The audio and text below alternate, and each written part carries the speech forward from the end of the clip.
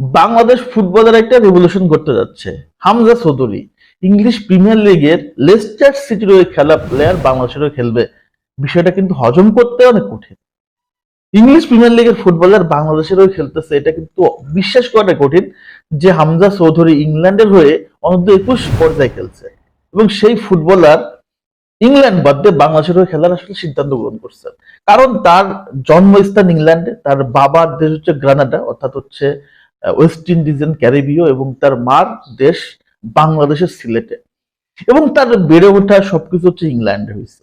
এবং ইংল্যান্ডে সে আসলে জাতীয় পর্যায়ে খেলছে অনূর্ধ্ব 21+।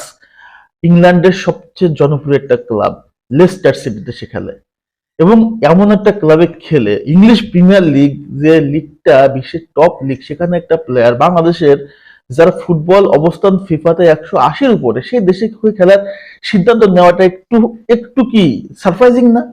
অবশ্যই সারপ্রাইজিং। সো এই বিষয়গুলো কিন্তু হয়েছে আমাদের বাংলাদেশের ফুটবল ফেডারেশন, বাংলাদেশের দর্শক সমর্থক এবং হামজা চৌধুরীর একটা, কি বলা যায়, সর্বোচ্চ আসলে চাওয়ার উপরে হয়েছে যে সে ফাইনালি কিন্তু বাংলাদেশের ফুটবলার কিন্তু গতকালকে থেকে হয়ে গেছে। এবং ফিফা থেকে তার আর কোন রকম কোনো জটিলতা নাই। অনেক জটিলতা ছিল যে হামজা চৌধুরী আদৌ বাংলাদেশে খেলতে পারবে কিনা বা কি কি ক্রাইটেরিয়া ছিল, সবকিছু কিন্তু ফুলফিল হয়ে গেছে। এবং লাস্ট একটা ক্রাইটেরিয়া বাকি ছিল, কারণ ভাই ইংল্যান্ডের হয়ে খেলছে এবং ইংল্যান্ডের হয়ে খেলছে আন্ডার 21। তো চাইলে কিন্তু ভাই বাংলাদেশে খেলতে পারে না, এটা অনেক রুলস আছে। এবং সে যখন ইংলিশ প্রিমিয়ার লিগে টপ লিগে খেলে, টপ একটা দল লেস্টার সিটি, যে ক্লাবের হয়ে কিনা 2021 সালে সে এফএ কাপ জিতছে, তো চিন্তা করেন ভাই, এটা তো আসলে মুখের কথা না। এমন একটা ফুটবলার বাংলাদেশে এর হয়ে খেলবে, মানে হজম করতে তো আমার আসলে গতকালকে থেকে মানে খুব কষ্ট হচ্ছে।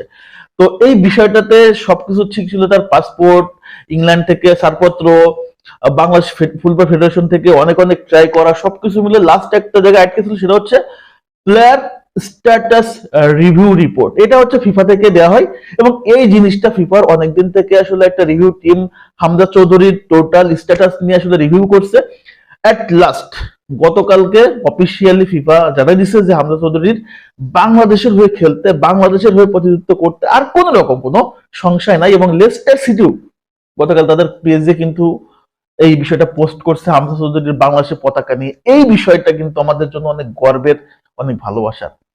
হামজা চৌধুরী বাংলাদেশের হয়ে খেলার সিদ্ধান্ত নেওয়ার পর থেকে বাংলাদেশের মানুষ হামজা চৌধুরীর ফেসবুক পেজ, তারপর হচ্ছে ইনস্টাগ্রামে প্রচুর পরিমাণে এসএমএস দিতেই থাকে যে আপনি দেশের হয়ে কবে খেলবেন, দেশের হয়ে কবে আপনাকে দেখতে পাবো। এই বিষয়টা তাকে আরো বেশি প্রভাবিত করছে যে বাংলাদেশের মানুষ আমাকে এতটা ভালোবাসে।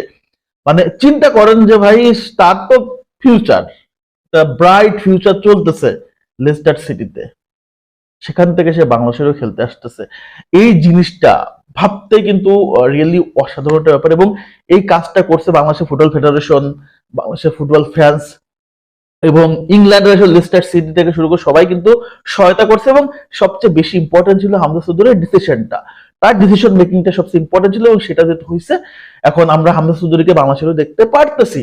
হামজা চৌধুরীর বয়স মাত্র 27, এবং তার পজিশনটা হচ্ছে ডিফেন্সিভ মিডে খেলতে পছন্দ করে।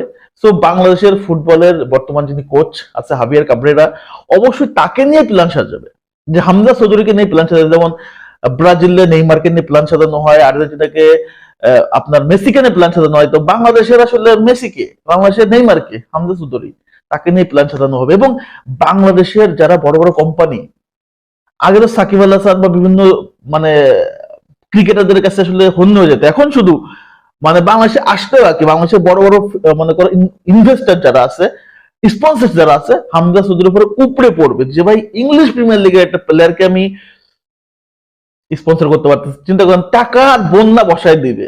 হামজা চৌধুরী যা চিন্তা করে নাই, তার চেয়ে ডাবল টাকা কামাবে শুধু বাংলাদেশের পা দেওয়ার পর থেকে। বাংলাদেশের কোম্পানিগুলো, বাংলাদেশের স্পন্সরশিপ কোম্পানিগুলো দেখুন হামজাকে পাগল বানাই ফেলছে। কে আগে যে তাকে আসলে এই অফারটা দিতে পারে, কে আগে তার কাছ থেকে স্পন্সরশিপটা আসলে অ্যাপ্রুভ করতে পারে। সো বাংলাদেশের হয়ে আসলে হামজা চৌধুরীকে দেখতে পারতেছি আমরা।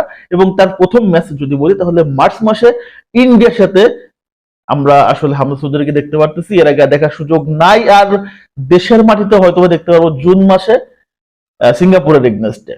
সো এটা হচ্ছে বাংলাদেশের ফ্যানদের জন্য একটা good news, very very good news যে ইংলিশ প্রিমিয়ার লিগে একটা প্লেয়ার বাংলাদেশের হয়ে খেলতেছে। আমাদের চৌধুরী এর আগে বাংলাদেশে কিন্তু অনেক প্লেয়ার খেলছে, বিদেশের বংশ, বিদেশে জন্মগ্রহণ করে বাংলাদেশের বংশোদ্ভূত জামাল ভুইয়া, তারিক কাজী, এবং লাস্ট এবং লেটেস্ট এবং বাংলাদেশের ফুটবলের সবচেয়ে বড় ব্র্যান্ড হামজা চৌধুরী। সো আলোচনা যতটুকুই, হামজা চৌধুরীকে নিয়ে আপনার আসলে মতামতটা কি?